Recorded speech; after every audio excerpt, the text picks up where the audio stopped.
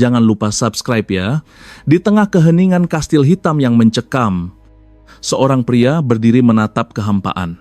Demi sebuah janji, sang penyihir hitam rela menukar kemanusiaannya menjadi iblis, berdiri angkuh di atas segel terlarang. Inilah hukum alam yang mutlak, karma. Konon, benih kebaikan akan memanen berkah melimpah. Harta, tahta, bahkan cinta sejati menanti mereka yang berhati mulia. Kyo, pemuda naif kita, mempertaruhkan seluruh hidupnya pada jalan suci kebajikan itu. Namun realita menamparnya keras. Niat sucinya justru menjadi bumerang yang siap mencabik-cabik nasibnya tanpa ampun. 25 tahun bernapas. 25 tahun pula ia mendedikasikan diri menjadi malaikat dunia. Ingat masa kecilnya demi bola teman. Ia nekat memanjat pohon raksasa bak pahlawan kesiangan. Dengan senyum kemenangan di ketinggian. Bola itu ia lemparkan kembali ke bumi. Berharap sorak-sorai, teman-temannya bersorak girang. Lalu pergi begitu saja tanpa menoleh lagi. Pohon itu berguncang hebat. Mereka bahkan tak peduli. Meninggalkan Kyo sendirian di dahan rapuh. Teriakan minta tolongnya hanya dianggap angin lalu oleh mereka. Putus asa.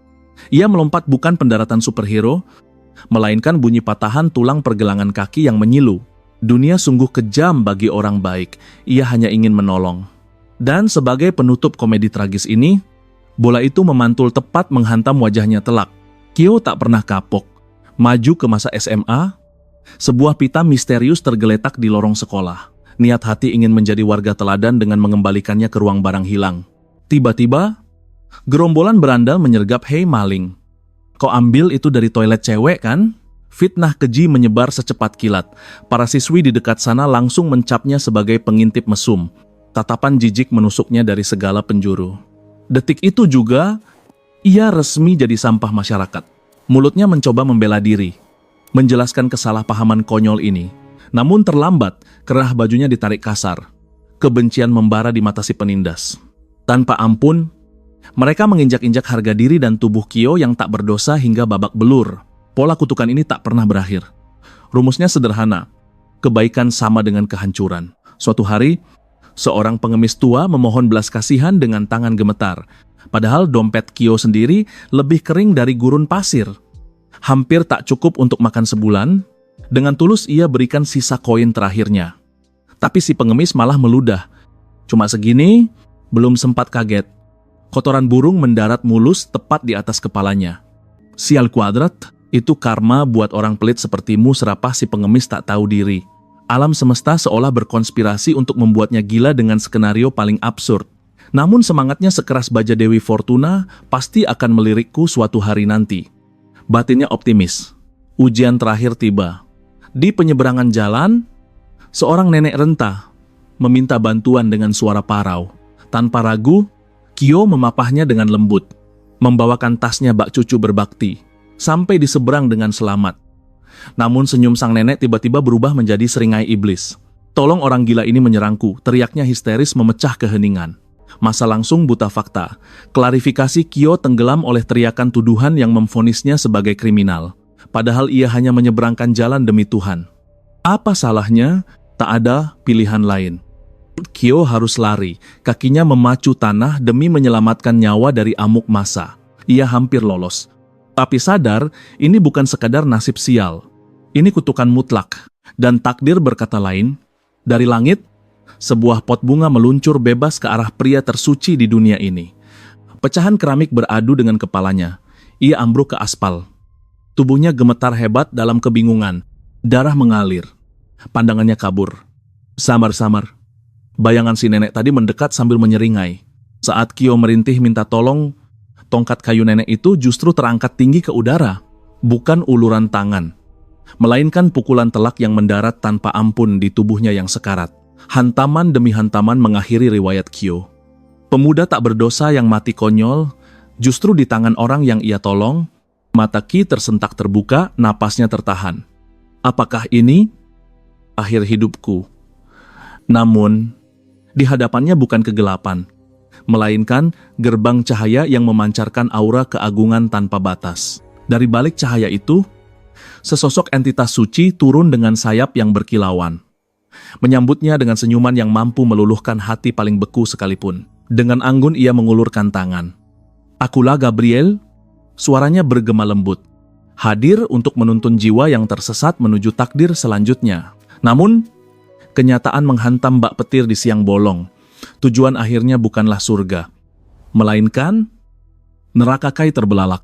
Tak sanggup mencerna vonis mengerikan itu, sang malaikat terdiam sejenak, memiringkan kepala dengan wajah polos, lalu mengangguk, "Mantap. Ya, benar sekali, neraka." Konfirmasi yang meruntuhkan harapan, karena angka-angkanya tampak aneh. Gabriel memanggil timbangan karma semesta. Ada misteri yang harus dipecahkan di balik takdir tragis ini. Sisi api neraka menghantam dasar dengan bobot mengerikan. Ternyata, ada kesalahan sistem fatal. Selama ini, Kiai hidup dengan pengaturan karma yang terbalik total. Di alam semesta ini, setiap jiwa memiliki energi karma yang mengalir sebagai hukum mutlak. Seharusnya, semakin banyak kebaikan yang ditebar, semakin besar berkah yang kembali. Itu adalah hukum alam yang wajar. Tapi bagi Kai, hukum itu justru menjadi kutukan. Setiap kebaikan yang ia lakukan malah berbuah dosa dan karma hitam pekat, karena ia terlalu suci semasa hidup. Akumulasi karmanya kini lebih busuk daripada iblis terkejam, sekalipun Ki hanya bisa menganga tak percaya mendengar ironi nasibnya.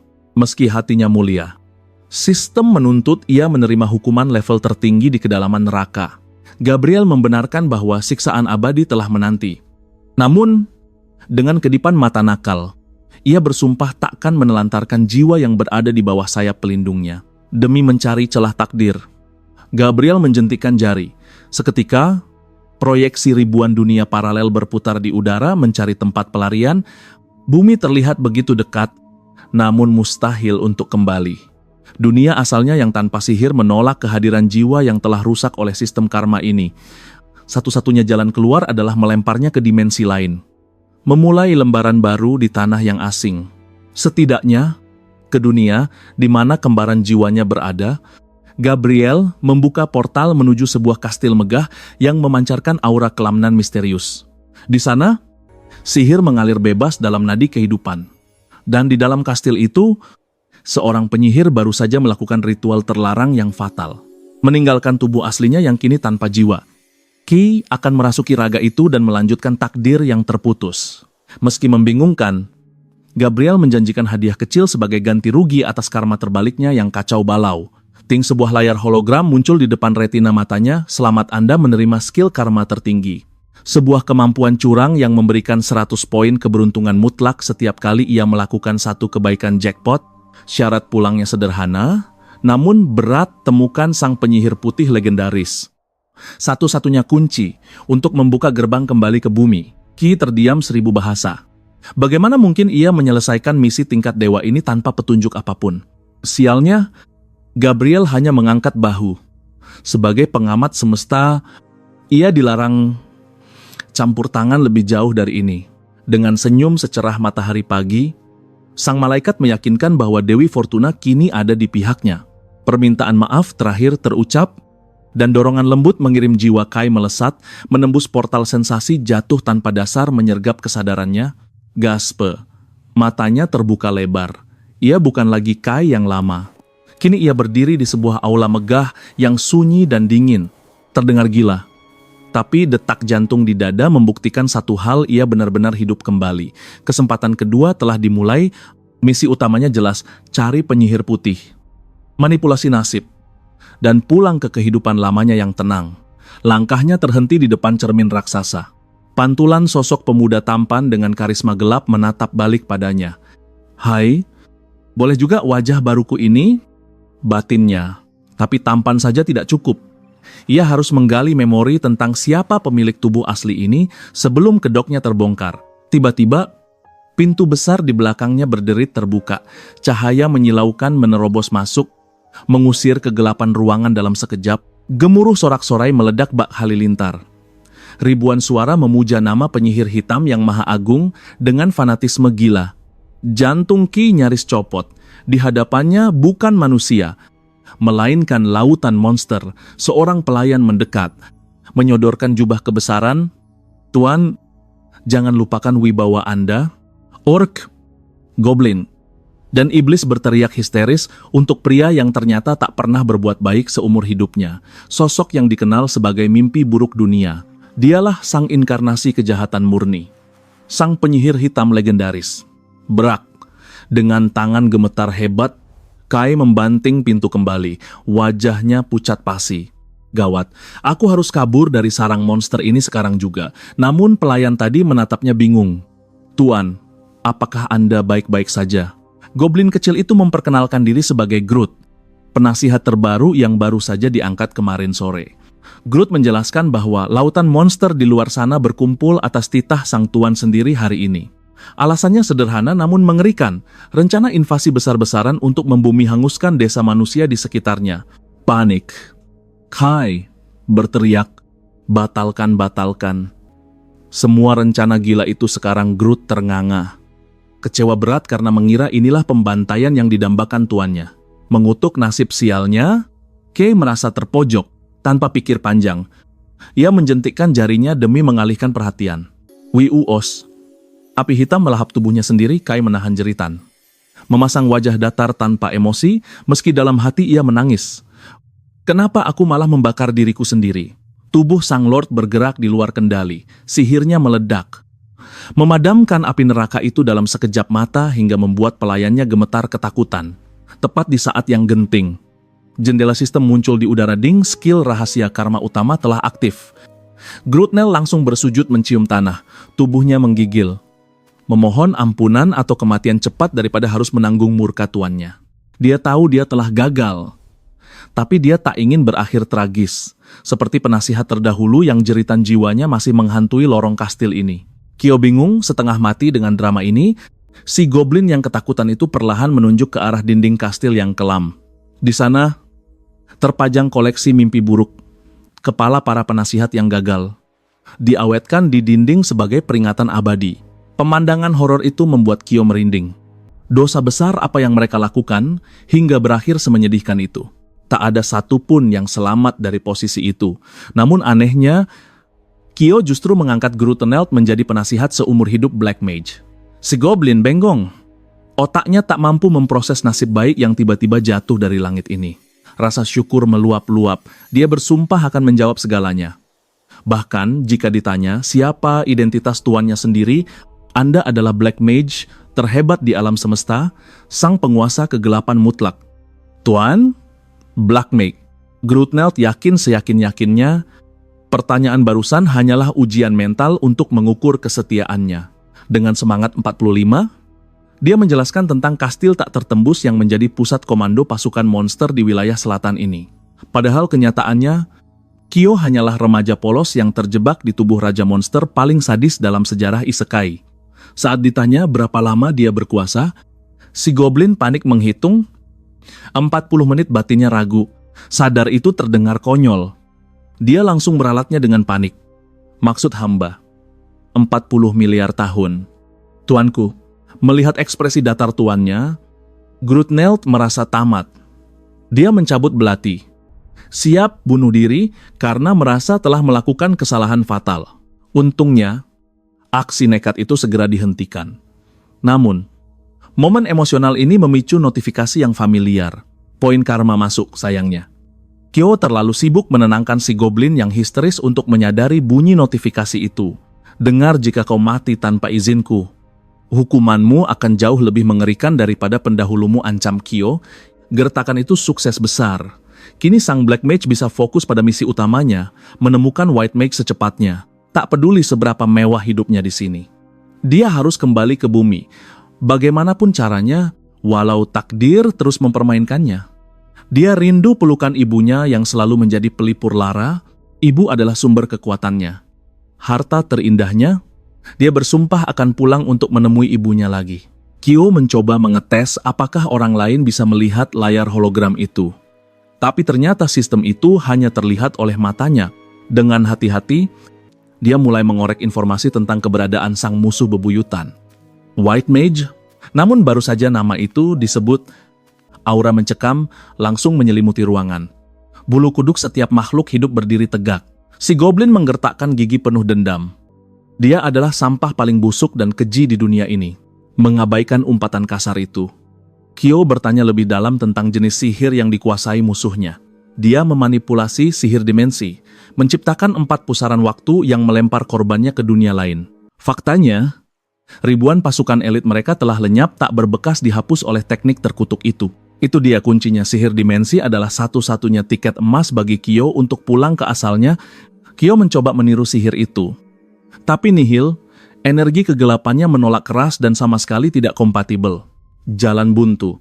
Satu-satunya cara adalah meminta bantuan White Mage, musuh abadi yang lebih memilih mati daripada menolongnya. Situasi yang ironis. Tapi tunggu, bukankah dia seharusnya bisa memanfaatkan berkah Gabriel? Dia mengecek panel sistem. Ternyata, peluang keinginannya terkabul berbanding lurus dengan poin keberuntungan. Artinya, dia bisa memanipulasi takdir dengan mengumpulkan poin dari perbuatan baik. Dia baru saja menyelamatkan nyawa Groot 2 kali. Seharusnya dia sudah mengantongi 200 poin.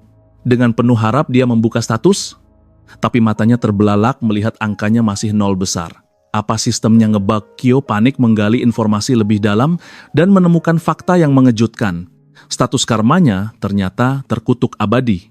Dia baru saja memecahkan rekor dunia baru untuk kesialan terparah.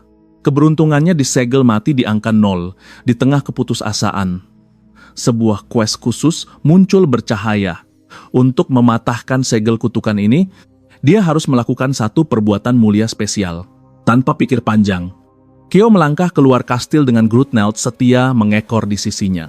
Dengan keberuntungan 0%, petualangan mustahil untuk mematahkan kutukan dan kembali ke rumah pun dimulai. Definisi perbuatan baik ini benar-benar membuat kepalanya pening 7 keliling. Sekadar menahan diri untuk tidak membunuh penasihatnya saja tak cukup. Mengumpulkan poin karma ternyata misi mustahil. Teringat masa lalu, saat dia membatalkan eksekusi mati seorang legenda dunia hitam, masa mengamuk. Mereka haus darah, kecewa berat karena tontonan sadis itu dibatalkan sepihak. Groot bahkan sempat memanas-manasi. Yang mulia, lepaskan dia dan darah pasti akan tumpah lagi. Dan benar saja firasat buruk itu menjadi kenyataan pahit. Begitu rantai dilepas, si pembunuh langsung membantai warga sipil tepat di depan mata mereka. Misi gagal total, poin 0 besar. Kay harus memutar otak mencari jalan pintas menuju karma baik. Prioritas utama sekarang, kabari ibu kalau putranya masih bernapas, tapi wajah Groot pucat pasi, firasat buruk menghantui perjalanan ke barat. Kapan pasukan musuh akan menyergap? Tak ada yang tahu. Namun takdir tak bisa ditolak. Maju menerjang bahaya adalah satu-satunya jalan ninja mereka. Akhirnya, desa penyihir putih terlihat di Cakrawala, tersembunyi di bawah bayang-bayang kastil tua. Target mereka, seorang pengkhianat dari Ordo Penyihir Dimensi. Uang pelicin pasti bisa membungkam mulutnya. Dewi Fortuna sedang tersenyum. Ada satu nama yang cocok dengan kriteria itu. Tyria si serakah diusir dari sekte karena menjadikan sihir suci sebagai ladang bisnis pertunjukan murahan. Kebetulan yang manis bagi Raja Kegelapan yang gudang hartanya tak berseri ini, di sudut kota yang kumuh, tampak seorang bocah meringkuk menyedihkan di dekat sumur tua. Mata Groot berkilat kejam. Anak lemah ini mengganggu pemandangan. Biar ku habisi demi Anda. Tuanku, tahan Kai menepis niat membunuh itu. Lalu bertanya lembut, kenapa sendirian di sini? Nak, kisah klise nan tragis. Ayahnya terjerat hutang gila-gilaan pada sang penyihir lintah darat. Siapa lagi pelakunya kalau bukan Tyria? Wanita itu sedang menggelar lapak sihirnya di kedai arak. Kai siap bergerak. Tapi Groot masih ngiler. Membayangkan menu sashimi, manusia segar untuk makan malam, ting sekeping emas murni melayang indah ke tangan bocah itu. Mata anak itu berbinar penuh harap. Sayangnya, sistem misi Kai masih diam. 1 koin belum cukup dianggap heroik. Groot protes keras. Pemborosan Kai menjawab tantangan itu dengan melempar 1 kantong penuh emas. Gempar. Tapi bagi Kai, ini bukan soal amal. Ini soal notifikasi poin misi yang tak kunjung cair. Groot bingung setengah mati. Kenapa Raja Teror bertingkah senaif malaikat penolong? Bocah itu menatap Kai penuh pujaan. Di matanya, sang iblis kini bersinar bak pahlawan legendaris. Otak licik Groot langsung bekerja. Tuan pasti sedang mencuci otak calon penerus kegelapan. Anak ini akan rela berlumuran darah demi Tuan. Lalu menjadi jenderal kejam yang menguasai selatan. Imajinasi liar yang konyol. Tapi setidaknya itu cukup untuk membungkam mulut si goblin. Melangkah masuk ke kedai. Aroma alkohol dan tawa kasar menyambut kedatangan mereka. Sosok Tyria nihil, tapi ada objek mistis yang menyita seluruh atensi pengunjung. Cermin di tengah ruangan itu berpendar aneh. Groot waspada. Awas tuanku. Sihir dimensi tingkat tinggi aktif. Astaga, layar itu menayangkan drama percintaan monster tentakel yang absurd di depan umum. Adegan memanas. Si monster berhenti. Tentakel di wajahnya perlahan terbuka. Momen klimaks. Dengan suara parau dia memohon, "Bawa aku lari dari sini, sayangku." Tepat di momen krusial. Zraa, layar mati, siaran putus total.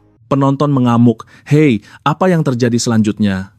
Jangan gantung kami di bagian terbaik." Taktik marketing licik. Mau lanjut nonton? Masukkan koin emas, sekarang juga pay-per-view zaman purba. Boy. Giliran siapa yang bayar? "Aku sudah bangkrut," teriak seorang pecandu drama dengan frustrasi. "Tabunganku ludes buat episode kemarin. Ganti channel saja," sahut yang lain tak mau kalah. Di tengah keributan, Kai melangkah tenang Bak Sultan. Koin emas masuk ke slot tanpa ragu. Cahaya menyilaukan meledak. "Letakkan tanganmu." Bayangkan tempat yang kau cari. Suara mesin bergema mistis. Ternyata, benda keramat itu cuma remote control, televisi lintas dimensi. Perdebatan sengit seketika berubah menjadi sorak-sorai saat artefak kuno itu menderu hidup. Sang pria berjubah kini menatap portal dimensi, memfokuskan pandangannya ke satu titik di bumi. Meski tak paham teknologi sihir ini, dia memusatkan seluruh mana miliknya, membayangkan satu wajah yang paling dia rindukan di alam semesta. Jantungnya seakan berhenti berdetak. Matanya terbelalak lebar saat sosok wanita paruh baya itu muncul di layar sihir. Ibunya, persetan dengan orang-orang di kedai. Dia berteriak memanggil. Tangannya menggapai layar seolah ingin menembus batas dimensi ruang dan waktu. Di layar itu, terlihat sang ibu berjalan gontai di tengah hujan deras. Tatapannya kosong. Sapaan tetangga pun lewat begitu saja bagai angin, lalu jiwanya telah mati. Siapa yang takkan hancur melihatnya? Baru 1 bulan sejak putranya tiada, duka itu masih mencengkeram erat, menolak untuk pergi. Dia menyetir mobilnya dengan hampa, membawa setangkai bunga putih menuju makam Kyo. Di sana dia berdiri, sendirian dalam keheningan yang mencekik, menatap foto nisan putranya. Bunga itu diletakkan dengan tangan gemetar. Sebuah ritual perpisahan yang tak pernah usai. Dia mencoba kembali ke dunia nyata. Tapi itu adalah misi mustahil bagi seorang ibu yang separuh jiwanya telah terkubur di dalam tanah. Kakinya lemas, dia ambruk berlutut di aspal basah, bahkan saat hujan berhenti, air matanya tak kunjung reda, membanjiri jalanan dengan kesedihan. Rasa sakit kehilangan anak itu tak terlukiskan. Setiap detiknya hanya berisi kerinduan yang menyiksa. Bagaimana dia bisa bernapas jika alasannya hidup telah tiada? Di kedai dunia lain, para pria berwajah garang itu kini banjir air mata. Pemandangan ini terlalu memilukan, menghancurkan pertahanan hati mereka yang sekeras batu. Bahkan Groot, si monster kecil itu, tak kuasa menahan tangisnya hingga ingusnya meler kemana-mana. Sambil sesenggukan menatap tuannya, dia bertanya polos, "Tuan, apakah air mata ini bagian dari jurus rahasia?" Tapi tiba-tiba, bruk, Kai ambruk ke lantai. Lututnya gemetar. Dia tak sanggup melihat kehancuran yang menimpa ibunya. Rasa bersalah menikam jantungnya. Kematiannya di bumi telah membunuh hati ibunya perlahan-lahan. Kyo meraung, menolak takdir kejam yang mempermainkan mereka. Dia tak akan membiarkan ibunya menderita lebih lama lagi dengan amarah yang meledak. Tinjunya menghantam cermin dimensi itu, brak. Sistem keamanan bereaksi. Gelombang kejut magis menyengat seluruh tubuhnya bagaikan ribuan jarum listrik. Tapi rasa sakit fisik itu tak ada artinya. Dia bertahan dengan tekad baja, mengerahkan sisa tenaga terakhir demi satu tujuan mulia. Dia harus memberitahu ibunya, dia masih hidup, dia ada di sini, berjuang di dunia lain. Wush, mana miliknya meledak, menembus perisai sihir dan lapisan cermin. Akhirnya, jeritannya menggema melintasi dimensi dan sampai ke telinga sang ibu. Sang ibu tersentak kaget. Sebuah cahaya mantra menyilaukan muncul di hadapannya. Dan di sana, bayangan putranya bertanya dengan lembut, "Ibu, kau bisa melihatku?" Dia ternganga tak percaya. Apakah ini mimpi ataukah keajaiban? Itu benar-benar putranya. Waktu menipis, tanpa sempat menjelaskan segalanya. Kai hanya memohon satu hal. Bertahanlah. Bu, tunggu aku kembali pulang. Air mata masih mengalir. Tapi kini bibir sang ibu melengkung membentuk senyuman penuh harapan. Sebuah janji suci telah terucap di antara dua dunia. Sayangnya, batas waktu habis, energi sihir Kai terkuras total dan koneksi itu terputus seketika. Ding, jendela sistem muncul, selamat misi khusus cinta ibu. Selesai. Dia berhasil melakukan hal yang mustahil. Dengan menghapus air mata orang tua, segel kekuatan yang membelenggunya akhirnya hancur berkeping-keping. Kutukan abadinya kini berevolusi menjadi senjata mematikan. Poin karma dan keberuntungan milik Gabriel kini aktif dan siap dia gunakan sesuka hati. Kekuatan sang Raja Iblis kembali. Dengan akumulasi perbuatan baik ini, keberuntungannya akan berlipat ganda. Ini adalah power up yang gila. Namun, belum sempat dia merayakan. Kekacauan kembali terjadi. Para pemabuk di kedai mulai ribut lagi soal tontonan tadi. Satu orang bahkan nekat bertelanjang kaki setelah menjual sepatunya. Menendang orang lain.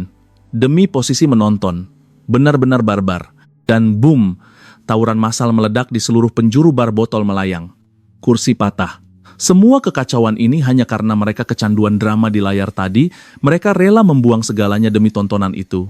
Groot panik setengah mati, Tuan ayo kabur, sebelum sihir gila ini membuat otak kita meledak, tapi sial buyur. Segelas bir nyasar menghantam kepala Groot dan membasahi jubahnya. Kesabaran Groot habis. Dia membuka tudungnya, siap membantai manusia-manusia rendahan ini. Namun anehnya, Kay malah menahan Groot dan mendekatkan hidungnya ke kepala pelayannya itu. Asterisk, sniff, sniff. Aroma birine. Hidung penyihir hitamnya berkedut, dia kenal bau busuk ini. Ini mirip dengan ramuan terlarang yang pernah dia racik di masa lalu. Mode detektif aktif. Dia melangkah menuju Tongbir dan memberi isyarat pada penasihatnya untuk mendekat. Ada yang tidak beres dengan kedai ini. Bau konspirasi jahat tercium sangat menyengat di sini.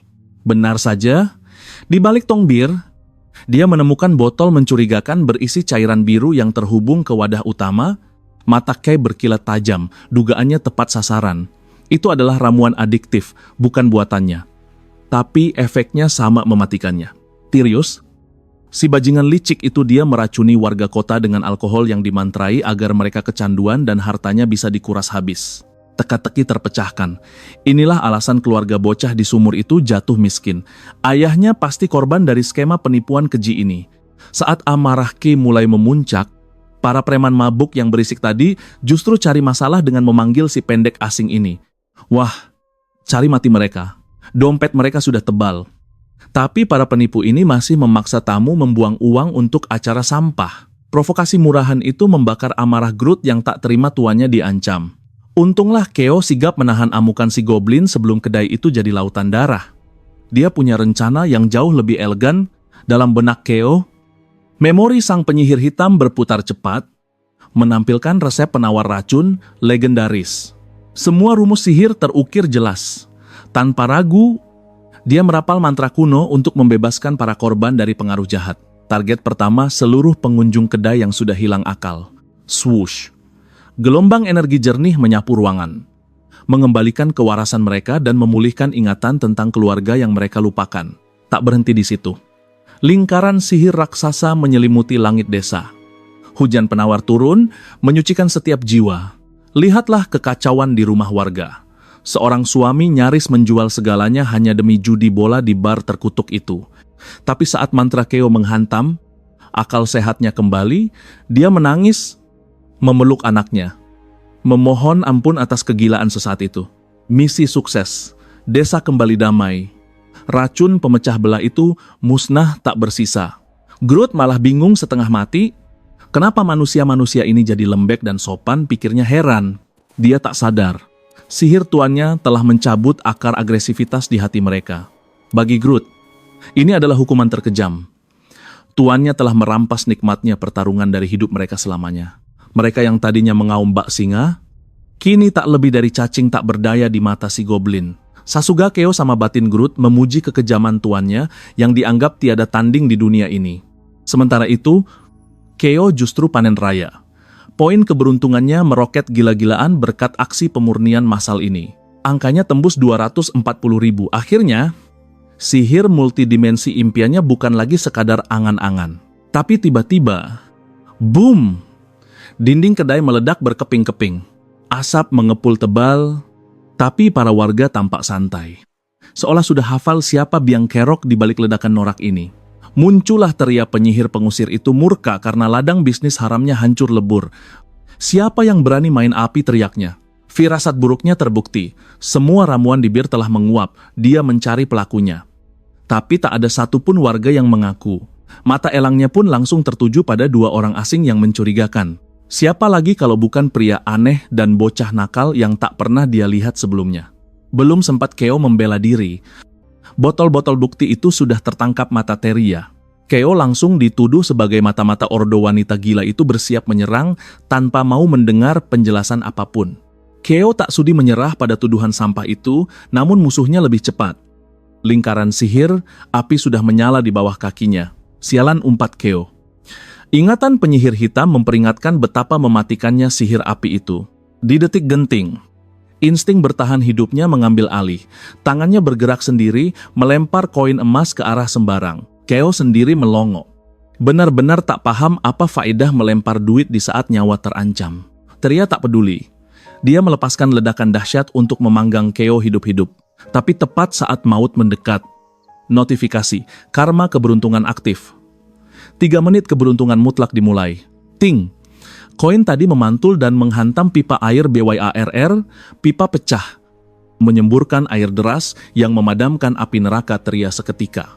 Semua orang ternganga. Itu adalah kebetulan yang terlalu mustahil untuk dipercaya akal sehat. Keo teringat momen saat menyelamatkan Groot di kastil dulu. Apakah ini jenis keberuntungan yang sama? Tapi rasanya berbeda. Kali ini dia hanya melempar koin asal-asalan. Melihat koin itu bersarang sempurna di pipa yang pecah. Keo akhirnya paham semesta sedang berkonspirasi melindunginya. Namun nasib sial menimpa Groot, apinya membakar jubah penyamaran. Memperlihatkan wujud aslinya. Bencana identitasnya sebagai monster goblin kini terekspos di depan mata manusia. Hening sejenak. Sebelum teriakan monster menggema, naluri membunuh manusia bangkit seketika. Keo langsung pasang badan, dia memerintahkan Groot mundur dan berdiri menantang massa yang beringas. Dengan gaya dramatis, Keo melepaskan jubahnya. Namun bukan amarah yang dia dapat, melainkan tatapan horor yang mencekam. Mereka mengenalnya. Itu wajah. Penyihir hitam legendaris. Nyali mereka ciut. Lari terbirit-birit, menyelamatkan diri, kecuali Teria. Wanita itu justru menyeringai lebar menyambut musuh bebuyutan dunia sihir. Kepala Keo dihargai 100 miliar koin emas. Apalagi rumor mengatakan si penyihir hitam kini lemah syahwat sihirnya. Rezeki nomplok, pikir Teria. Siap memangsa buruannya. Jika dia mempertaruhkan seluruh jiwa dan raganya, mungkin takdir akan berpihak padanya untuk menjadi penguasa segalanya. Sayangnya, potensi sejati Keo masih terkunci rapat. Pertarungan frontal hanya akan mengantarnya pada gerbang kematian. Tidak ada pilihan lain. Dia harus menggantungkan nyawanya pada satu lemparan dadu keberuntungan terakhir. Dengan licik, dia memuji musuhnya setinggi langit. Sembari matanya yang tajam menangkap celah fatal pada fokus lawannya. Jebakan terpicu, api menyambar jejak alkohol itu secepat kilat, sementara Keo sudah melesat mundur membawa Groot ke zona aman. Insting bertahan hidupnya berteriak keras. Memaksanya melompat nekat melalui jendela yang terbuka. Angin malam yang dingin menampar wajah mereka saat tubuh mereka melayang bebas menuju tanah. Brak. Sementara api melahap segalanya, mereka mendarat mulus di dalam tangki besi yang menjadi benteng penyelamat. Detik berikutnya, blar ledakan dahsyat meratakan kedai itu dengan tanah, menyisakan tangki mereka sebagai satu-satunya saksi bisu. Inilah kesempatan emas. Mereka harus menghilang sekarang juga di balik tabir asap tebal ini. Di tengah puing-puing yang membara, Groot justru menyeringai lebar, membayangkan aroma daging panggang yang menggugah selera. Namun, mimpi buruk belum usai Taya bangkit dari neraka api itu. Bersumpah bahwa perlu 100 tahun lagi bagi Keo untuk bisa mengalahkannya, jantung berpacu. Keo melirik jendela sistemnya dengan panik dan menyadari satu hal krusial. Gawat, waktu keberuntungan mutlaknya hanya tersisa 1 menit. Dia harus mengakhiri ini sekarang atau mati konyol. Dengan wajah tebal, dia menggertak angkuh, "Aku bahkan tak perlu serius untuk mengalahkanmu. Kau yakin masih mau lanjut? Provokasi itu sukses besar. Amarah sang penyihir meledak seketika. Murka karena diremehkan, Taya melepaskan semburan api yang siap menghanguskan apa saja. Nyaris saja. Namun Dewi Fortuna bekerja dengan aneh. Keo tersandung batu dan jatuh, justru menyelamatkannya dari sambaran maut. Taya tak memberi ampun. Lingkaran sihir muncul di mana-mana, mengurung Keo dalam kepungan yang mustahil ditembus. Detik-detik penentuan. Hanya tinggal 5 detik tersisa pada durasi keberuntungannya. Keajaiban terjadi, tepat sebelum api melahapnya. Semburan minyak bumi meledak dari tanah, melontarkan tubuhnya tinggi ke angkasa. Dia terbang bagai kapas, menghindari badai serangan itu dengan cara yang tak masuk akal. Para warga ternganga tak percaya, mengira kekuatan dahsyat Keolah yang telah membelah bumi dan memancarkan minyak. Kehabisan mana? Taya ambruk tanpa daya.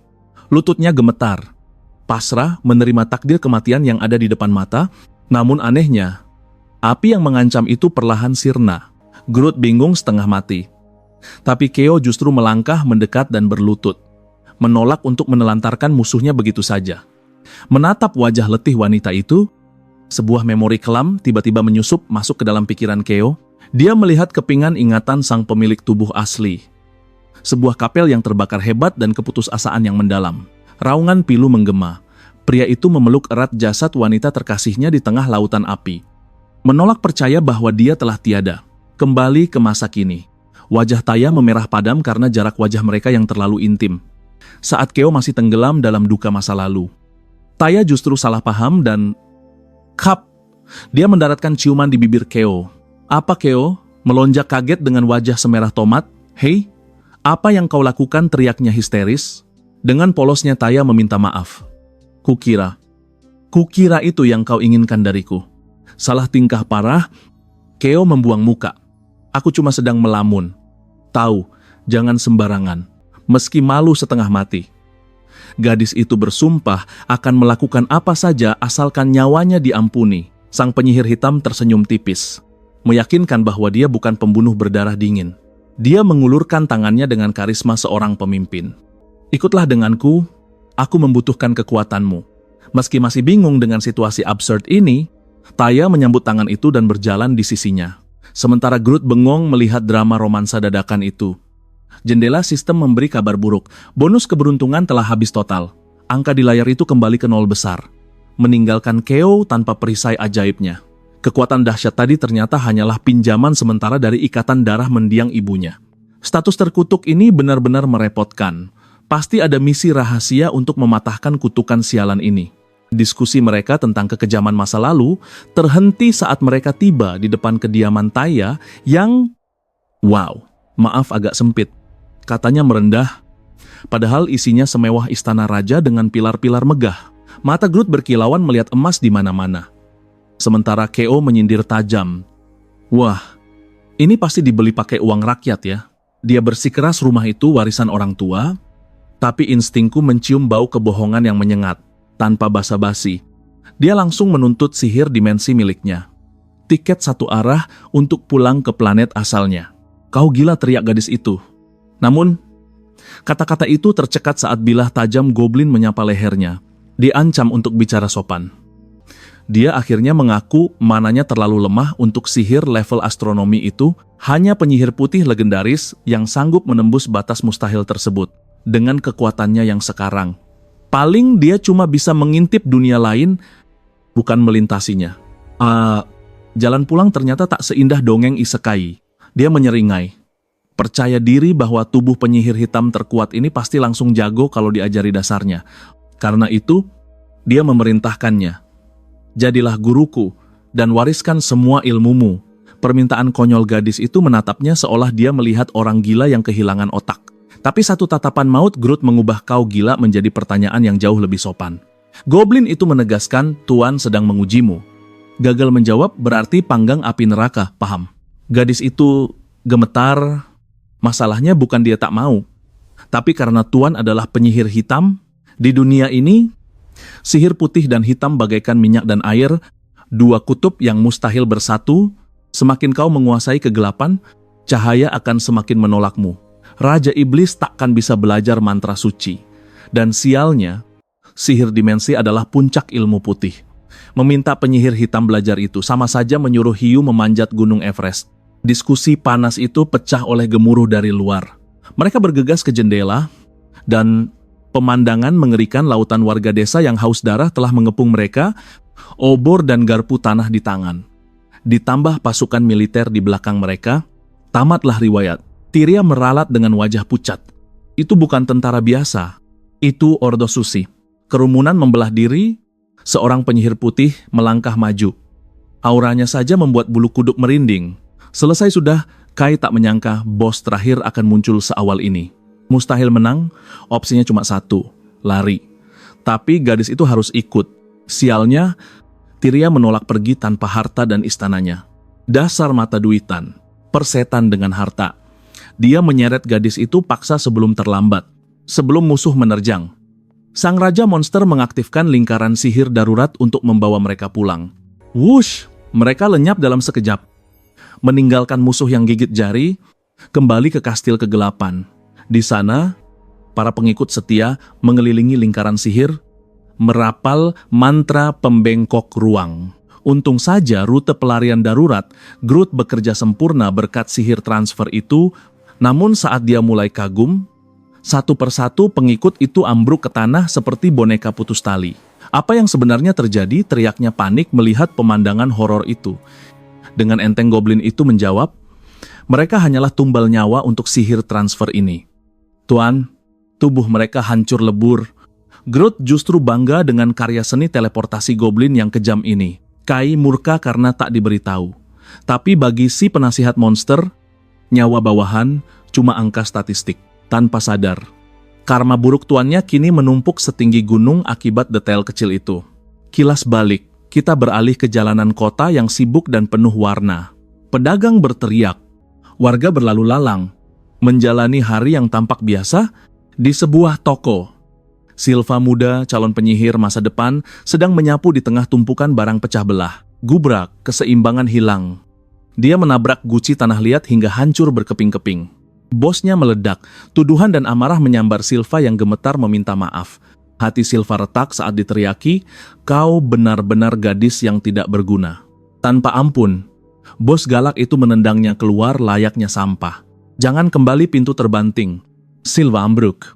Air mata tumpah di jalanan dingin yang memisahkannya dari dunia. Dengan langkah berat dan hati hancur. Silva berjalan menunduk menyusuri jalanan sepi, kepala tertunduk dalam.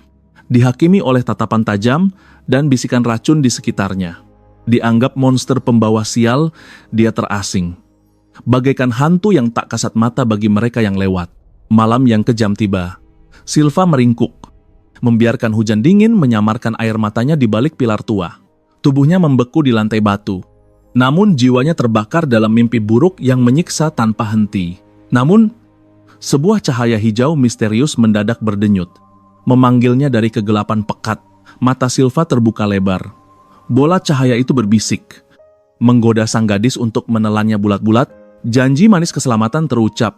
Sementara itu, Kyo bersiap menyambut takdir baru di bawah langit senja. Hologram biru yang familiar muncul. Jendela status sistem akhirnya terbuka di hadapannya. Satu kebaikan bernilai, 100 poin keberuntungan. Inilah inti dari sistem karma tertinggi yang curang itu. Kyo mengakui, grinding point di dunia terkutuk ini bukanlah hal yang mudah. Namun, dia berhasil memanen pahala di tengah kerajaan yang penuh dosa ini. Melihat dua orc yang siap saling bunuh, mata Kyo berkilat, aura perdamaian meledak darinya. Waktu seolah berhenti, amarah yang membara di antara para monster itu lenyap seketika. Senjata berdenting jatuh ke tanah. Tiba-tiba, mereka saling merangkul dan memanggil satu sama lain, saudaraku. Suasana berubah menjadi momen bromance yang penuh kasih sayang dan mengharukan. Ding System segera mengonfirmasi 100 poin keberuntungan masuk ke kantongnya. Berminggu-minggu dia habiskan untuk menimbun keberuntungan demi momen krusial ini. Kutukan menghalanginya. Jadi dia tidak punya pilihan lain, aktifkan karma tertinggi. Kyo memutuskan untuk mempertaruhkan segalanya. Semua poin dibakar sekaligus. Dia menjelma menjadi entitas paling beruntung di semesta selama durasi poinnya terbakar. Hitungan mundur dimulai 200.000 poin keberuntungan. Setara dengan satu nyawa manusia. Dipertaruhkan, tanpa sadar, Insting bertahan hidupnya telah memicu mode dewa tersebut di saat kritis. 3 menit, hanya itu waktu yang dia miliki dalam mode Absolute Infinite Luck. Berkat itu, Teria tumbang tanpa sempat menyentuh ujung rambut Kyo sedikit pun. Kemenangan mutlak. Kyo sadar, jika dia menyelamatkan jutaan nyawa, kekuatan sistem ini akan menembus batas langit. Dengan senyum penuh keyakinan, dia bersumpah, dengan kekuatan ini, aku pasti pulang ke bumi. Pintu gerbang didobrak, Kyo berteriak memanggil kacungnya. Groot. Semua siap Groot dengan sigap mempersembahkan tunggangan gagah untuk tuannya. Langkah kaki mantap menuju gerbang. Tria memberikan restu terakhir untuk keberhasilan sang pahlawan. Sementara Groot dengan panik mengusir semua orang agar minggir dari jalan tuannya. Di bawah bias matahari terbenam, misi besar untuk menyelamatkan dunia resmi dimulai. Kyo memastikan target misi mereka sekali lagi kepada si Goblin. Targetnya adalah Silva, sumber wabah mematikan. Tunjukkan jalannya. Groot perintah Kyo. Dengan wajah polos, Groot menunjuk lurus ke depan. Itu tuh, bos. Kyo mematung. Otaknya ngelek. Woi, katanya di ujung dunia teriaknya tak percaya. Groot cengengesan. Ternyata sarang penjahat itu cuma 100 meter dari kastil. Dekat banget, hening. Hanya suara angin lewat. Kyo menatap nanar, menahan emosi yang meluap. Tunggu sini. Kyo melangkah maju sendirian. Berdiri, gagah, di depan pintu sarang iblis, dia membisikkan nama Silva. Monster terjahat yang katanya memusnahkan kehidupan. Jantung berdegup kencang. Jika dia bisa menyucikan gadis ini, jutaan nyawa akan selamat. Doa terucap. Pintu didobrak, matilah kau. Kyo ternganga kaget. Kamu... Silva, bukannya menyerang, gadis itu malah tersenyum manis. Selamat datang, Tuan. Serangan pelukan maut, aku rindu setengah mati, serunya sambil mendekap Kyo erat-erat. Kyo panik. Skenarionya hancur berantakan. Tapi Silva dengan antusias memamerkan mainan barunya. Dengan tawa polos yang mengerikan, dia menyodorkan spora beracun itu. Lihat, cantik kan? Dia melemparkannya tinggi-tinggi, spora kematian itu meledak. Menyebar dengan ganas bagaikan badai debu. Dengan polosnya, Silva berterima kasih pada Kyo. Berkat sarannya, racun itu kini berevolusi menjadi jauh lebih mematikan. Jutaan nyawa siap melayang. Di kejauhan, suara batuk seorang anak kecil memecah kesunyian. Mimpi buruk dimulai. Wajah Kyo memucat, kata jutaan menghantam batinnya saat korban pertama mulai berjatuhan di depan matanya. Mengerikan, Silva mengklaim dia terhubung dengan setiap spora. Menikmati setiap detik penderitaan korbannya. Gadis itu tersenyum manis, menganggap penderitaan ini sebagai bukti bahwa dia menjadi semakin kuat. Dia benar-benar tidak paham konsep kematian. Dengan tangan gemetar, Kyo menyerahkan ramuan penguat yang sebenarnya adalah penawar racun. Dalam hati, Kyo tahu ini satu-satunya cara. Wabah ini berpusat pada Silva dan harus dihentikan dari akarnya. Jika gadis itu dimurnikan, bencana ini akan berakhir. Silva pun meminumnya tanpa ragu sedikit pun. Detik-detik berlalu dengan tegang. Hingga akhirnya dia berkata, aku merasa hebat. Jantung Kyo serasa berhenti. Dosis maksimal pun tidak mempan pada monster berwajah malaikat ini. Tidak ada pilihan lain, Kyo harus mengaktifkan mata batinnya untuk melihat inti dari korupsi itu. Boom! Aura hijau meledak. Kyo melihat benang-benang takdir yang menjijikkan menyebar ke segala arah. Menatap jaringan raksasa itu, keputusasaan melanda korupsi ini terlalu pekat, terlalu kuat untuk dibersihkan. Bibirnya bergetar menyebut nama Silva. Hatinya hancur berkeping-keping oleh kenyataan pahit. Bayangan masa lalu berputar. Teringat saat dia dengan naif mendukung rencana Silva menyebarkan spora ini. Kenangan damai itu kini terasa seperti pisau tajam yang mengiris jiwanya. Senyum Silva saat membayangkan kematian pria, wanita, dan anak-anak. Itu adalah senyum seorang iblis murni. Srit, darah merah menyembur Silva, ambruk seketika saat bilah pedang menembus tubuhnya. Gadis itu menatap langit dengan tatapan kosong, bingung kenapa pahlawannya menyerangnya. Air mata jantan mengalir di pipi Kyo. Silva memanggil namanya dengan sisa napas terakhir. Tatapan itu merobek hati Kyo. Maafkan aku. Batinnya, ini satu-satunya cara membebaskan dunia dari kegilaan ini. Tubuh inang jatuh. Namun, inti hijau itu bangkit. Energi ganas menggeliat dan meraung memanggil Kyo. Entitas korupsi itu murka. Berani-beraninya manusia ini mengganggu rencananya. Membunuh inangku hanya melemahkan, tidak mematikan. Tapi Kyo, sudah siap aku di sini untuk memusnahkanmu. Api abadi dilepaskan. Gelombang panas yang dahsyat membanjiri seluruh ruangan. Makhluk itu mundur ketakutan. Menjerit penuh amarah, ia mencoba menerjang Kyo untuk terakhir kalinya.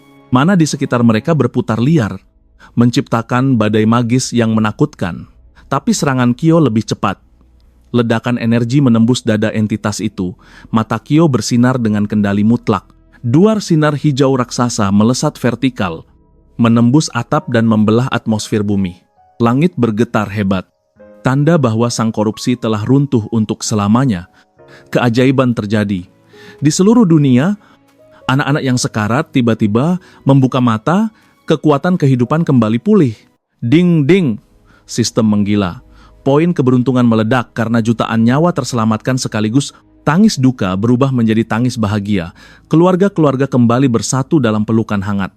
Notifikasi keberuntungan menumpuk tanpa henti. Planet ini bersinar terang berkat karma baik yang terkumpul. Kyo melongo tak percaya. Angka di layar statusnya berputar seperti slot mesin yang rusak. Sistem mengonfirmasi total keberuntungan tembus 1 miliar poin, angka yang tidak masuk akal. Dengan modal ini, Kyo bersumpah, aku pasti akan menemukan cara untuk menyelamatkanmu. Silva, tekadnya membaja, dia mengaktifkan karma tertinggi, aura emas menyelimuti tubuhnya bak dewa yang turun ke bumi. Peringatan sistem status keberuntungan ilahi tercapai. Meski waktunya terbatas, kekuatannya mutlak, cahaya perlindungan menyelimuti mereka berdua. Menjamin keselamatan di tengah kekacauan. Sementara itu, waduh sinar tadi kebablasan sampai keluar angkasa UFO yang malang kena imbas ledakannya. Meteor raksasa menghantam kapal alien itu. Kepanikan total melanda kru luar angkasa. Gawat meteor itu kini meluncur deras menuju bumi. Di sisi lain, seorang penyihir putih misterius sedang mengamati. Ternyata dia sedang bersiap melakukan genosida pada suku Centaur. Bencana macam apa lagi yang menanti? Kekacauan meledak saat penyihir putih turun. Para penyintas berlarian panik, dikejar bayang-bayang kematian. Teror mencekam menyelimuti mereka. Apakah wanita itu berniat meledakkan mereka ke dimensi antah berantah? Sinar emas membelah langit, namun hancur berkeping-keping dihantam meteor. Ledakan cahaya itu menelan segalanya dalam sekejap. Bencana itu mutlak. Sinar emas melesat ganas, menargetkan jantung ibu kota dengan akurasi mematikan. Dahsyat tekanan, hantaman dahsyat. Gedung-gedung pencakar langit runtuh menjadi debu di bawah tekanan kekuatan yang tak masuk akal. Cahaya menyilaukan merobek bumi. Saat debu mereda, hanya keheningan mencekam yang tersisa di antara reruntuhan kota. Kay terpaku, napasnya tercekat. Matanya membelalak merasakan distorsi energi yang sama sekali tidak wajar. Sihir multidimensi. Di sana, dia melihat bayangan ibunya yang berada di bumi. Aku bisa menembusnya. Kai mencengkeram Silva. Jangan pergi, aku bersumpah akan menyelamatkanmu dengan kekuatan ini. Berteriak memanggil ibunya. Ki nekat menerobos portal, berjanji untuk segera kembali. Setelah menyelamatkan Silva, dia memaksa tubuhnya maju. Namun energi emas itu berbalik menyerangnya dengan ganas. Tekanannya begitu brutal. Langkahnya goyah. Tubuhnya nyaris remuk oleh perlawanan dimensi itu. Jeritan putus asa memecah udara, dia mencoba menggapai ibunya. Namun firasat aneh menariknya untuk berbalik. Gerbang dimensi tertutup rapat. Kai meronta sia-sia. Menyadari jalannya telah terputus total, tangan lemah Silva menyentuh wajahnya. Kai, ada hal-hal di dunia ini yang tak bisa kau ubah? Dia menjelaskan kenyataan pahit, bahwa cahaya suci takkan bisa digunakan oleh Kai yang merupakan seorang penyihir hitam. Orang mati tak bisa kembali. Kata-kata itu menghancurkan Kay hingga ia jatuh berlutut di atas puing-puing. Tangan gemetar mencakar tanah retak. Kai meraung dalam tangis, memeluk Silva erat. Menolak takdir kejam ini, wujud spektral Silva muncul, membuat Kai terdiam 1000 bahasa. Aku telah melihat segalanya, kekuatanmu dan takdirmu. Dia menatap sendu. Pilihan yang menyakitkan adalah bagian dari takdir yang tak terelakkan. Meski penuh penyesalan, kau harus maju. Dia tersenyum sedih. Aku hanya ingin dicintai. Terima kasih untuk segalanya. Bisiknya saat wujudnya mulai pudar menjadi butiran cahaya. Ki menatap kepergiannya. Kesedihan di matanya perlahan berubah menjadi tekad baja yang membara. Pelukan terakhir yang meremukkan hati. Wajahnya tak bisa lagi menyembunyikan rasa sakit yang mendalam. Dia tampak damai, namun Kai tahu, darah puluhan juta nyawa ada di tangannya. Neraka terdalam dan tergelap sedang menunggunya. Tiba-tiba sistem muncul, peringatan waktu karma terakhir, 1 menit 30 detik. Aku bersumpah, aku takkan membiarkan gadis paling sial di dunia ini sendirian dalam kegelapan. Sihir hitam terlarang meledak, memanggil arcana kuno. Kei menembus batas astral, menantang takdir itu sendiri. Di kehampaan merah darah, jiwanya melayang, terisolasi dan tergantung dalam kesunyian abadi. Kebingungan melanda saat kesadaran kembali. Dia berbalik, merasakan tatapan mengerikan mengintip dari kegelapan pekat. Sepasang mata merah raksasa terbuka. Jurang maut menampakkan dominasinya yang mutlak dan mengerikan. Suara itu menggelegar, jiwamu kosong. Busuk oleh kehampaan yang tak tersembuhkan. Tidak Silva terperanjat, menyadari dia hanyalah bidak yang dimanipulasi entitas jahat selama ini. Layar penghakiman muncul pendosa, bertanggung jawab atas lautan darah yang tak terhitung jumlahnya. Vonis dijatuhkan. Penebusan abadi di api penyucian, catatan mutlak, tak ada banding bagi jiwa yang kotor. Kau tak termaafkan. Nasibnya disegel oleh hukum alam yang dingin dan kaku. Dengan putus asa dia menyangkal, aku tak pernah menginginkan kengerian ini terjadi. Percayalah, air mata menetes saat harapan hancur. Ini tidak adil, teriaknya pada kegelapan yang membisu. Jurang itu menjawab dingin, mempertanyakan arti keadilan di hadapan dosa sebesar itu. Mata merah itu mendekat, auranya menghancurkan mental. Hapus air matamu, pendosa. Kebenaran pahit diucapkan. Takkan ada pahlawan yang datang menyelamatkanmu di sini? Tiba-tiba, petir. Meletus kekuatan dahsyat turun dari langit menghantam mata merah itu. Sebuah tangan familiar menggenggamnya Kai, membelah kekacauan dengan gagah berani. Bertahanlah. Silva, jurang itu murka, merasakan penyusup lancang yang berani masuk ke wilayah kekuasaannya. Malaikat hitam dipanggil, diperintahkan untuk mencabik penyusup itu dan merobek kehampaan dengan niat membunuh. Penghalang cahaya bangkit karma pamungkas menjadi benteng terakhir Silva. Memukul mundur para pengejar dengan ledakan energi dahsyat. Kai mengertakkan gigi. Musuh bertambah banyak, bahaya melesat mendekat secepat detak jantung yang memburu. Sementara itu, di sudut terdalam api penyucian, sebuah variabel tak terduga mulai bergerak. Sisyphus menjalani hukuman abadinya. Tak sadar, takdir sedang bermain dadu. Langkahnya terhenti krak, pergelangan kakinya patah seketika. Peringatan sistem karma pamungkas masih aktif. Waktu terus berjalan, setiap detik adalah pertaruhan nyawa. Sisyphus menjerit histeris, batu raksasa itu menggelinding bebas. Mata Kai menangkap kekacauan itu, sebuah peluang emas di tengah bencana. Gawat batu itu menghantam tebing tajam. Kai sudah terlalu dekat, tak ada celah untuk menghindar. Tapi tunggu, tingkat keberuntungan Max. Angka keberuntungannya meledak menembus batas langit.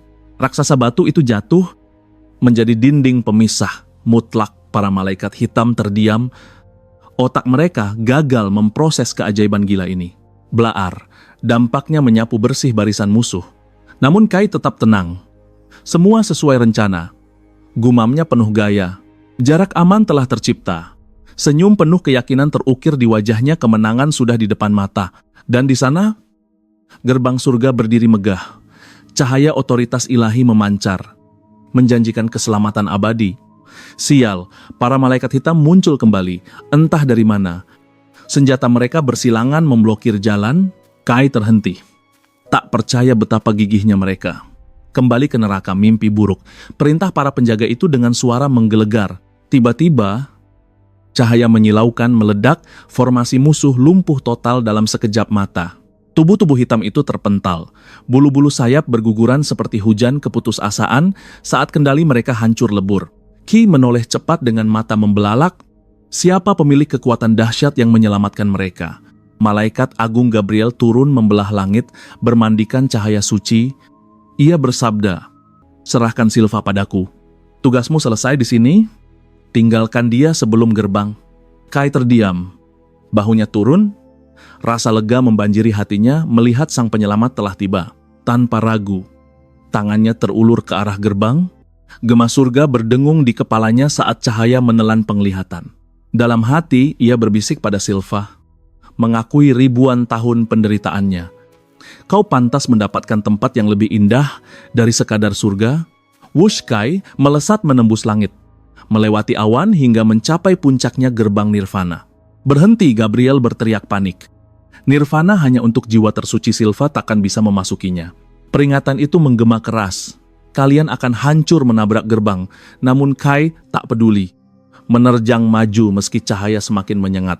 Layar sistem berkedip gila-gilaan karma pamungkas dipicu, keberuntungan tak terbatas.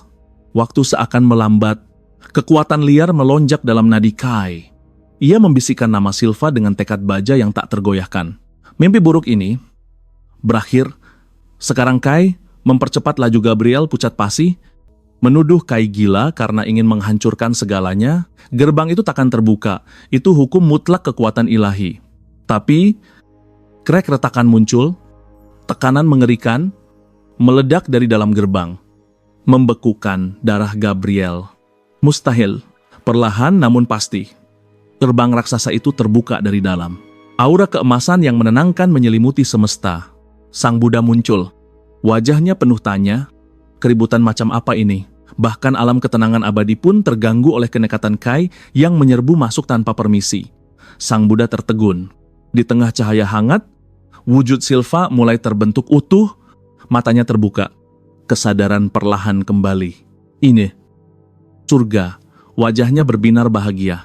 Ia menatap Kai, tatapan yang penuh dengan rasa syukur dan kelegaan mendalam. Terima kasih untuk segalanya, bisiknya lembut. Tubuh rohnya melayang semakin tinggi menuju kedamaian. Rahang Gabriel jatuh ke tanah. Sementara itu, Buddha menatap tajam. Gabriel, apa yang penyihir hitam lakukan di halaman depanku? Gabriel buru-buru membungkuk. Ini hanya kesalahpahaman besar. Yang mulia, misi selesai. Tubuh Kai memudar menjadi butiran cahaya. Asap menghilang. Dan ia tersentak bangun di antara reruntuhan dunia nyata. Di sampingnya, tubuh fisik Silva terbaring tenang. Tak ada lagi rasa sakit. Hanya damai yang abadi. Kai menatapnya dalam diam.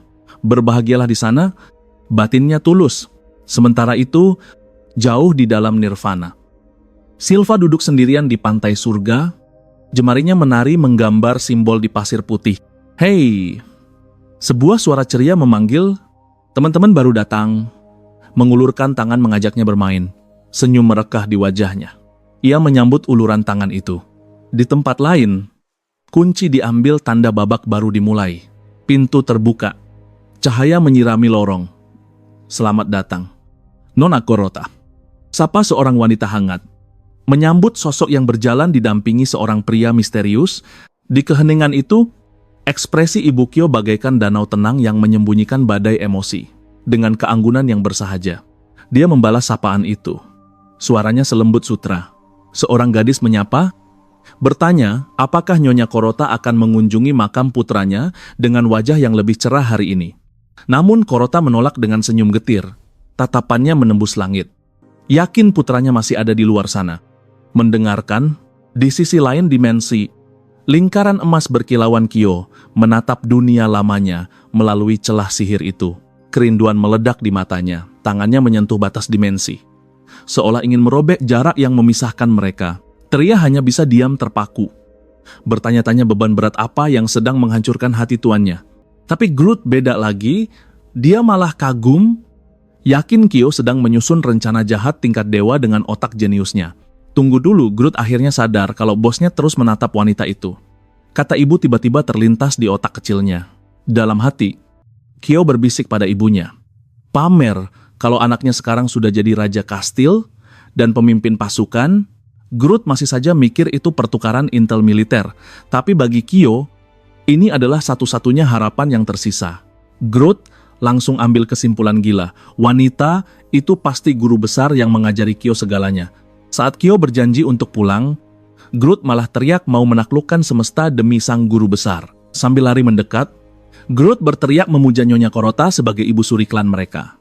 Dengan dramatis, dia mempersembahkan pedangnya, sumpah setia sehidup semati, terucap untuk Ibu Kyo. Teria cuma bisa geleng-geleng kepala, bingung harus bereaksi apa melihat tingkah absurd ini.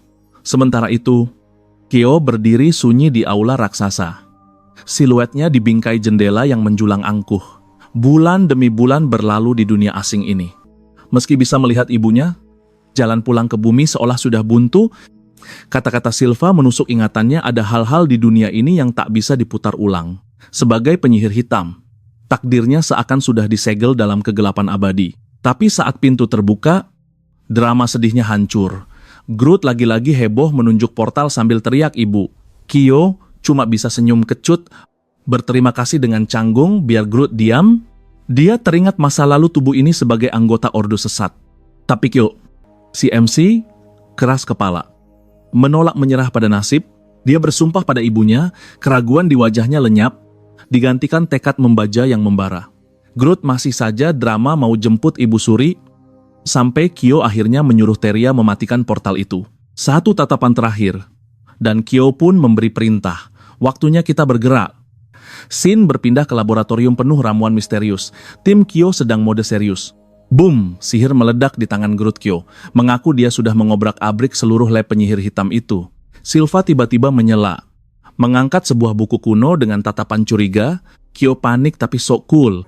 Dia beralasan pengikutnya terlalu banyak sampai lupa siapa yang nulis buku itu. Masalahnya, buku itu ditulis pakai bahasa iblis kuno, mustahil dibaca oleh amatiran. Tapi Silva tahu ini tulisan siapa. Penulisnya pasti tahu cara memurnikan sihir hitam terkutuk ini. Jari-jarinya menari di atas sampul tua itu, memeriksa setiap detail dengan teliti. Ajaib, halaman buku itu terbuka sendiri, memamerkan tulisan cakar ayam yang mengerikan. Di sana tertulis dedikasi untuk satu nama legendaris Talchung. Nama itu berdengung di kepala Kyo. Dia merasa familiar, bingo. Dia ingat pernah ketemu Talchung dulu. Itu kan nama si goblin tua. Dia langsung menodong Groot. "Voy, lu kenal nama Talchung kan?" Groot mengangguk ngeri. Talchung itu bukan goblin sembarangan. Dia salah satu yang terkuat yang masih hidup. Kyo girang bukan main, tapi Groot malah keder. Ternyata klan dia musuh bebuyutan sama suku Drogle. Kyo menepuk bahu Groot dengan gaya bos mafia, menenangkan anak buahnya yang ketakutan. "Tenang, ada gua janji Kyo." Tak lama, mereka sampai di wilayah Drogle yang langitnya merah mencekam. Tit! Trompet perang berbunyi, menyambut kedatangan tamu tak diundang. Mereka melangkah maju dengan gagah. Kyo merasa dejavu, seolah dia sudah sering main ke kandang macan ini. Kyo menarik napas, menekan rasa takutnya. Dan di sana, sang penyihir agung Talchung duduk angkuh di singgasana. Sang penyihir hitam agung telah tiba. Talku menyambutnya dengan senyum lebar, seolah bertemu kawan lama. Namun, mata tua Talku menyipit, merasakan kehadiran asing yang mengekor di belakang tuannya. Salah satunya adalah penyihir putih. Talku juga melirik tajam ke arah sosok setengah goblin yang tampak canggung itu. "Angin apa yang membawamu kemari?" tanyanya. Kyo langsung ke inti. Dia butuh ilmu Talku untuk memurnikan elemen sihir hitamnya. Talku tergelitik mendengar permintaan gila itu. Matanya berbinar penuh minat. Namun, dia skeptis. Kyo hanya menghela napas, menjelaskan semuanya akan butuh waktu seharian penuh. Kyo menegaskan, demi mencapai ambisinya, kekuatan sihir putih adalah kunci utamanya. Talku terkekeh, mengingatkan hukum alam hitam dan putih tak bisa berbagi wadah dalam satu tubuh. Nak, meski begitu, Talku menawarkan jalan pintas, sebuah ramuan pemurnian. Tapi ingat, bahannya sangatlah langka. Dengan suara dingin, Talku membisikkan syarat mutlak itu. "Aku butuh tubuh seorang penyihir putih yang utuh." Tanpa menunggu jawaban, Talku memberi isyarat agar kuali neraka segera disiapkan. "Apakah satu tubuh saja cukup?" tanya Kyo. Tyrius seketika menegang. Namun tangan Kyo terangkat, menjadi perisai baginya. Kyo Mayu mendeklarasikan kuasanya Tyrius adalah miliknya. Mantan anggota Ordo tak bernoda yang kini tunduk padanya. Kyo bersumpah akan mengirimkan bahan segar yang diminta Talku dengan tangannya sendiri. Talku tersenyum puas. Aroma kekacauan mulai tercium. Langkah kaki bergema. Rombongan itu bergerak pergi. Kyo langsung memberi titah pada Groot, kumpulkan dewan militer sekarang, perburuan besar telah dimulai. Malam menyelimuti benteng raksasa itu. Di balik jendela menara, Kyo merenung dalam keheningan yang mencekam, tak ada jalan lain, demi pemurnian sempurna. Dia harus melakukan dosa yang tak termaafkan. Tekadnya membaja. Pintu ruang konferensi terbuka. Aura para petinggi memenuhi ruangan yang kini bersinar terang. Kyo berdiri di hadapan dewan militernya, memulai rapat darurat dengan mengabsen para monster ini satu persatu. Ada Lindel, sang bendahara licik, Snake si ahli siksa dengan senyum mautnya, dan Draven si penyihir hitam. Aura Draven begitu pekat dan mengancam. Tyrius, sang mantan komandan suci, hanya bisa diam waspada. Groot diperkenalkan sebagai penasihat khusus. Wajahnya berseri-seri penuh bangga, tapi Kyo terdiam, menatap satu kursi kosong. Rupanya Jenderal Pendeta Seth sedang absen. Dia sibuk bermain di Pegunungan Atlas, memimpin perang melawan klan orc abu-abu jauh di sana. Medan perang telah berubah menjadi neraka. Perintah pembantaian total bergema di angkasa. Seth mengamuk tanpa ampun. Dia membelah barisan musuh seperti memotong rumput. Maju menembus badai darah. Mata Seth bersinar mengerikan, berdiri tegak di tengah kekacauan. Tatapan dinginnya penuh dengan niat membunuh yang murni. Para orc abu-abu mundur ketakutan. Tapi tangan Seth sudah mencekik leher mereka. Dia meludah. Jijik melihat makhluk itu. Sumpahnya menggema ke langit. Akan kuhabisi kalian sampai ke akar-akarnya. Seth berdiri bak dewa kematian di atas tumpukan mayat, menyaksikan siaran langsung itu. Groot gemetar ketakutan, kembali ke aula. Kyo memaksakan senyum untuk meredakan suasana. Kyo Berdeham. Baiklah, inilah alasan sebenarnya aku memanggil kalian semua kemari. Agenda rahasia tingkat tinggi dibuka. Sementara di layar samping, pembantaian masih berlanjut. Kyo mengumumkan serangan total. Saat Seth di layar berteriak ingin memakan jantung orc, Kyo mendeklarasikan, kita akan musnahkan Ordo tak bernoda selamanya. Kyo menunjuk peta strategi. Target utama kita adalah seorang penyihir putih spesifik. Tiba-tiba teriakan Seth mengguncang ruangan saking kerasnya, sampai Kyo harus menyuruh Tyrius mematikannya. Snake bertanya, siapa mangsanya? Tyrius bersiap melakukan sandiwara terbaiknya. Dia mengangkat tangan dramatis. Kita akan memburu penyihir putih paling jahat dalam sejarah. Namanya saja sudah cukup membuat ksatria veteran gemetar ketakutan di dalam baju zirah mereka. Lindel mengangguk pucat, mengakui betapa mengerikannya ancaman pria itu. Seolah dia adalah pemimpin kejahatan itu sendiri. Snake mendesis, mengakui bahwa bahkan dia sudah membenci sosok itu sejak lama. Kyo dengan dingin merinci dosanya, penyiksaan, gantung diri, pembunuhan kejahatannya, bahkan membuat iblis menggelengkan kepala. Groot bertepuk tangan antusias. Ini momen yang tepat. Mari kita lenyapkan bajingan itu dari muka bumi. Kyo akhirnya mengonfirmasi nama musuh mereka, Henning. Keringat dingin mulai bercucuran saat realita menghantam. Keraguan merayap masuk. Kepanikan meledak saat Kyo menyebut nama itu. Target kita adalah Konel yang kejam. Identitasnya terungkap. Kyo telah menjatuhkan vonis mati. Dan hukuman tak bisa lagi dihindari. Groot panik setengah mati. Bos, kau gila. Bagaimana cara kita menembus pasukan milisi yang melindunginya? Ide gila tercetus. Dia menyarankan merekrut pasukan paling mematikan di barat. Pengawal kerajaan Kennel Kai langsung memberi titah mutlak pada Gret untuk bersiap. Dadu telah dilempar, keputusan sudah bulat, gendang perang resmi ditabuh. Rapat bubar, menyisakan Kai dalam kesunyian koridor kastil. Tiap langkah kakinya bukan sekedar jalan, tapi dentuman tekad yang kian membaja. Kilas balik ke latihan neraka selama berminggu-minggu demi momen ini. Sementara itu, Gret bergerak senyap, menyapu bersih sisa-sisa iblis untuk bergabung dalam barisan, dan sang jenderal, Gret, dengan lantang mengumumkan pasukan siap tempur. Pidatonya membakar semangat, diiringi gemuruh langkah kaki yang menggetarkan bumi.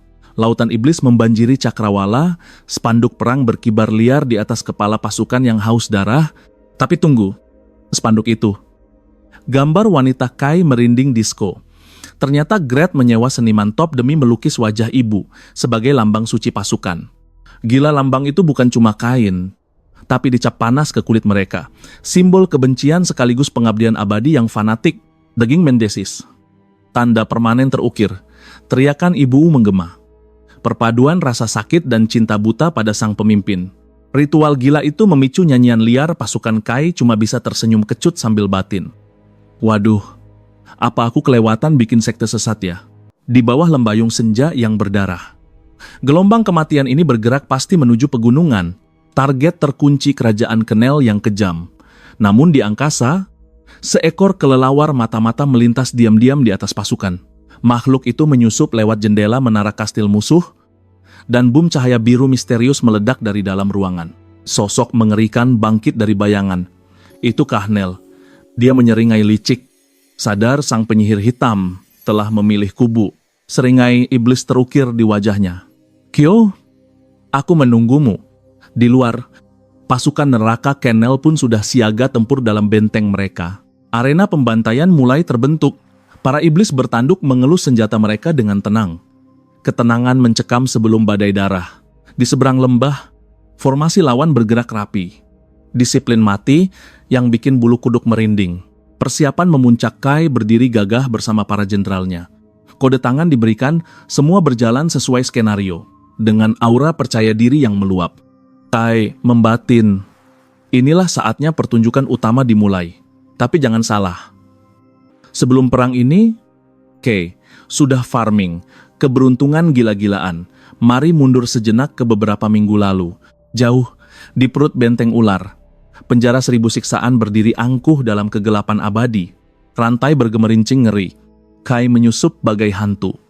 Mata tajamnya memindai penderitaan para tawanan yang menunggu ajal. Kalkulasi cepat di kepalanya. Teoriku soal sistem ini harusnya 100% akurat, tanpa babi bu. Dia jebol semua segel penjara. Para tahanan melongo. Tak percaya malaikat penolong mereka telah datang. Teriakan pecah. Lari bodoh. Sebelum si ular sadar kita kabur. Kekacauan total Kai menghilang dalam kerumunan saat banjir manusia mendobrak pintu menuju kebebasan. Sistem berbunyi nyaring. Mendeteksi banjir karma baik poin, keberuntungan meroket tembus langit secara eksponensial. Judi Kai menang besar. Di sisi lain, si ular cuma bisa pelongo-pelongo melihat penjaranya kosong melompong. Terlambat. Saat ular sadar, ada yang salah. Burung-burung sudah terbang dari sangkar. Bencana total bagi sang sipir. Ratusan poin keberuntungan di tangan Ki sudah melampaui batas kewajaran manusia Kenel. Lewat bos, kembali ke masa kini Tarya mulai uring-uringan. Woi, mau sampai kapan kita nunggu pengepungan ini? Kay tetap santuy bak air tenang. Tenang nona manis. Posisi kita sudah di atas angin. Suara geraman memacu pasukan maju tanpa rem. Kai dan Tarya saling lempar pandang. Satu frekuensi tanpa kata-kata. Great melapor dengan antusiasme meledak-ledak bos jalan tikus rahasia sudah kelar 100%. Kerja bagus, puji Kai. Terowongan itu adalah kunci emas untuk menembus jantung pertahanan Kenel tanpa lecet. Baru mau gerak. Pesan darurat masuk dari ular gawat milisi musuh menyerbu duluan. Serangan kilat yang brutal Kai tersadar. Musuh kali ini bukan kaleng-kaleng. Mereka bergerak lebih cepat dari prediksi. Tadi ya, Great tempel ketat aku. Jangan sampai terpisah dan tetap waspada, tanpa ragu. Ki memberi komando mutlak. Seluruh unit masuk terowongan. Sekarang, dia serahkan garis depan pada si ular untuk menghajar milisi sang reptil, menerima tugas dengan percaya diri tinggi. Aura pembunuhnya bocor kemana-mana. Ular gatal ingin membantai orang. Apalagi dia masih dendam ke Sumat pada penyusup yang membebaskan tahanannya. Ki buru-buru kabur ke terowongan sambil keringat dingin. Mampus. Kalau dia tahu akulah pelakunya. Bisa panjang urusannya. Great berlagak memimpin. Ikuti aku. Tarya langsung ngegas. Ya elah. Ini jalan lurus doang kali. Nggak usah sok asik. Sementara itu di distrik Kenel. Sebuah kepala mengintai, dan semak-semak bergoyang mencurigakan. Bahaya tersembunyi siap menerkam, menembus permukaan. Akhirnya mereka bisa menarik napas dan membaca situasi. Mata Kai terkunci pada satu titik. Langsung mengenali markas pribadi Kenel, menunjuk menara yang menjulang. Dia berseru. Inilah saatnya mengakhiri segalanya. Langkah senyap menaiki tangga. Jantung benteng musuh kini di depan mata. Tiba-tiba Great melompat liar. Merusak rencana dengan serangan ceroboh. Kekacauan pecah. Sosok di ujung lorong bereaksi. Membuat darah Kai membeku. Dengan dingin, Kenel berbalik. gelas anggur di tangan. Seolah menanti tamu agung, senyum licik terukir di wajahnya. Dia menikmati ketakutan mereka. Ki menatap tajam. Kuasamu tamat, gelas anggur pun pecah berderai. Jebakan aktif. Cahaya merah menyala, membentuk sangkar yang menyegel takdir mereka. Kay mendengus remeh. Kau pikir mainan ini bisa menahanku? Namun, mananya lenyap. Sangkar itu menelan seluruh kekuatannya. Teria gemetar. Mustahil. Ini penjara penyitaan mutlak sihir kita. 0. Kanel terkekeh. Cerdas juga kau? Penyihir hitam. Ini artefak legendaris peninggalan penyihir putih, teriak Teria ngeri. Kanel menyeringai, mengakui artefak itu hasil curian dari Ordo Suci. Harapan runtuh. Nyawa mereka kini ada di tangan sang tiran. Tapi Kai berdiri tegak. Bunuh aku, kalau bisa tantangnya lantang. Permintaan dikabulkan, jawab Kanel dingin. Penghakiman turun. Ledakan energi dahsyat meluncur untuk memusnahkan Kai. Jeritan Teria memecah udara saat kematian mendekat. Detik itu juga karma pamungkas aktif, memutarbalikan takdir. Hukum alam bengkok. Serangan itu berbalik menghancurkan sangkarnya sendiri. Kanel terbelalak. Debu mereda. Kay berdiri tanpa goresan. Selesai sandiwaranya. Gigi Kanel bergemeretak. Murka membakar wajahnya. Tak terima kalah. Kanel membuka kartu as sihir multidimensi bangkit. Aura itu mengerikan. Kai tersentak mundur. Layar dimensi terbuka. Wajah Ibu Ki terlihat. Halo, Kyo. Sapa Kanel lirih. Selama ini aku mengawasimu dari bayang-bayang. Akunya menyeramkan. Di seberang portal. Ibu Kai berjalan sendirian menembus hujan salju. Kau bukan dari dunia ini? Kan rahasia terbesar akhirnya terbongkar. Seorang pemandu melemparmu ke sini. Jelas Kanel dengan tatapan tajam. Targetku. Selanjutnya. Ibu Mugret menjerit histeris mendengar ancaman itu. Portal emas tunduk pada Kanel. Teria berusaha menahan panik setengah mati. Hanya penyihir putih yang bisa menembus batas dunia. Gumamnya, dia tertawa meremehkan. Dan engkau tak punya kekuatan itu, Kai. Tapi aku punya ini artefak terlarang kini di tangannya. Vial of Passage. Berisi darah murni penyihir putih. Satu teguk dan gerbang antar dimensi akan terbuka. Dia menghancurkan botol lain, hanya satu yang tersisa. Dan ini milikku. Diteguknya cairan itu. Cahaya menyilaukan, membungkus tubuhnya. Tubuhnya melayang, siap menembus batas ruang dan waktu. Ucapkan selamat tinggal, ibumu akan mati. Kai mematung dalam teror. Kanel melangkah masuk di bumi. Dia mendekati sang ibu yang tak sadar bahaya. Senyum iblis merekah Kai berteriak putus asa. Jangan sentuh dia. Ibu teriaknya. Kepanikan total melanda jiwanya. Sistem berdenging aktif. Namun keheningan mencekam menjawab panggilannya. Kie tersadar. Kepingan karma terakhir belum terkunci. Waktu menipis, dia memohon pada Taria untuk melakukan keajaiban. Maafkan aku. Bisik Taria gemetar. Mengakui ketidakberdayaannya menembus batas dimensi saat ini. Dia menjeritkan namanya. Suara itu retak di puncak keputusasaan yang menghancurkan jiwa. Sangkar takdir mengencang, menjebak mereka. Tiba-tiba, realitas mulai bergelombang, memutarbalikkan pemandangan. Mata Taria terbelalak, angin berhembus kencang. Menerbangkan dedaunan saat dunia di sekitarnya berganti wujud secara paksa. Di sana, di taman yang damai, sosok Kai kecil berlari dengan penuh tawa riang. Taria terhenyak tak percaya. Ini bukan dunia sihir. Dia mengenali sosok bocah itu sebagai Kyo di masa lalu. Saat Taria memanggil, Kai kecil justru asyik menghitung tabungan hasil kerja kerasnya memotong rumput sepanjang musim dingin. Dengan mata berbinar. Dia bercerita tentang rutinitasnya, membawa anjing-anjing berjalan-jalan setiap hari. Aku juga mencuci mobil, serunya bangga. Semua keringat itu dipersembahkan demi membantu ayahnya tercinta. Kay menghampiri sepedanya dengan energi murni. Namun, sang ayah menolak uang itu.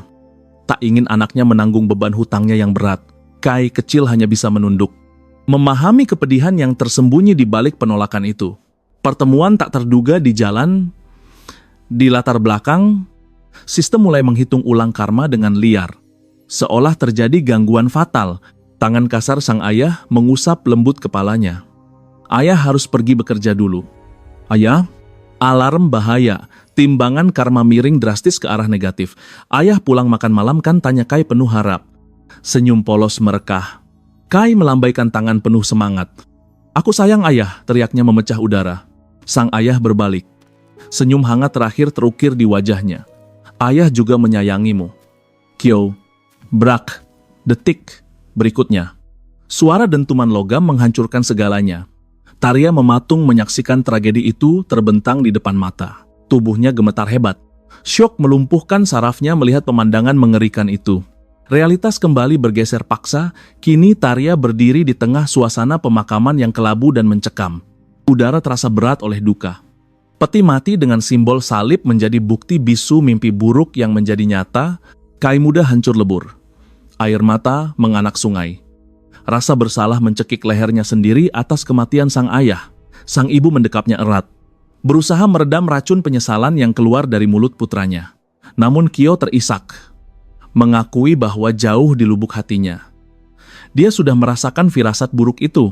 Dia berlari hingga ambruk. Maafkan aku, raungnya berulang kali. Yakin dialah penyebab segalanya. Dia percaya kutukan kemalangan telah mendarah daging. Taria tersentak.